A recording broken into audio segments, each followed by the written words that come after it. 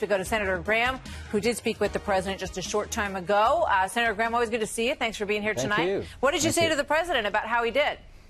Great job. I think it's a good first step. He felt good about it. He said he had a good meeting with Kim Jong-un.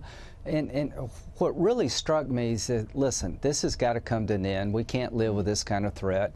He's got to give up his nuclear program. I want to make it a win-win.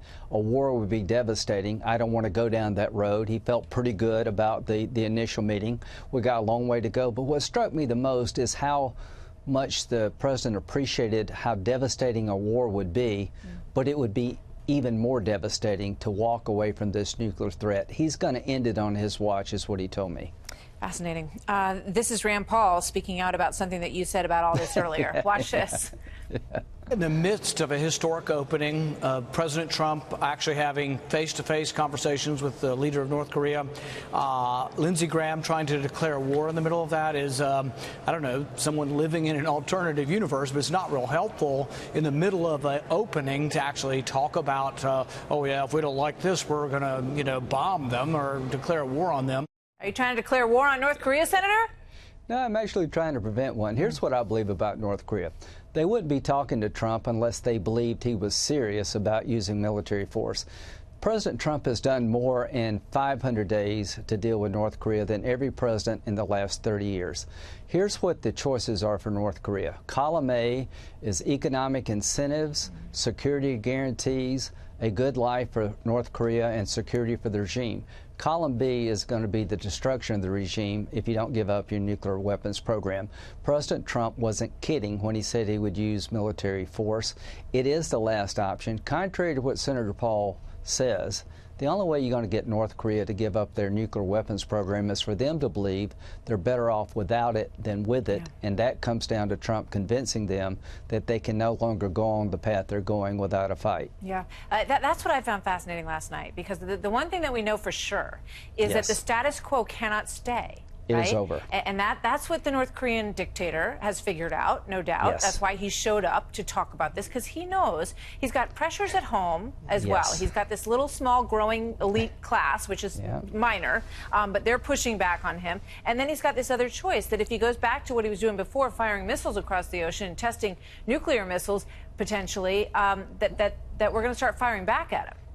Can you imagine what would happen if Kim Jong-un threw a fit and walked away and said, I'm done with Donald Trump, and fired a missile over Japan? What do you think Donald Trump would do?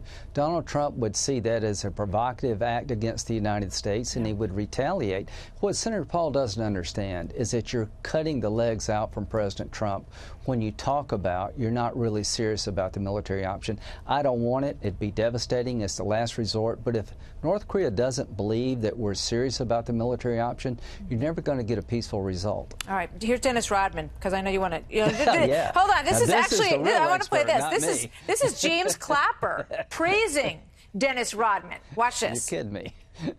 I've long been an advocate of involving Dennis Rodman. He is a unique person since he has a relationship with both Kim Jong-un and with Donald Trump. Lindsey Graham. I'd rather have Trump in the room than Dennis Rodman. I hope James Clapper understands that President Trump has brought this historic opportunity about because he's been strong in the face of aggression. He wants to end this nuclear threat through peace, but if he has to use force, he will. Dennis Rodman's not the key to a good outcome in North Korea. It's Donald J. Trump. President Trump, you've done a good thing. You've done a good service to the country, maybe to North Korea if they're smart enough to take this deal. I've got your back. Nobody wants a war, but I'm here to tell you, Mr. President, make sure he gives up his nuclear weapons before it's too late. I got to ask you one more question before I let you go about Rod Rosenstein and this story tonight, that basically there was a shouting match that happened in one of these meetings, and that he's threatened members of the House Intel Committee with subpoenaing them. He said, I want to see your emails. Let me turn the subpoena game on you guys. Okay, we have a duty to oversee the Department of Justice. And here's what I say to Mr. Rosenstein. If you don't believe that the Department of Justice was off the rails, you're clearly not looking at the same Department of Justice I'm looking at. If you don't believe the FBI was in the tank for Clinton and hated Trump, you're not looking at the emails that are there to be seen. So don't be upset because we're calling you out on having a Department of Justice is out of control. The House has a duty to oversee the Department of Justice, so does the Senate, and we're not going to be threatened by the Department of Justice. We're going to provide professional oversight. I'm told that was not just one instance, that happens on a regular basis in terms of these shouting I've matches. just about had it with the Rosenstein approach here. What's going to, what happens? I mean, where does this end? Just stay tuned. Stay tuned. Okay. We will. Senator Graham, thank you very much.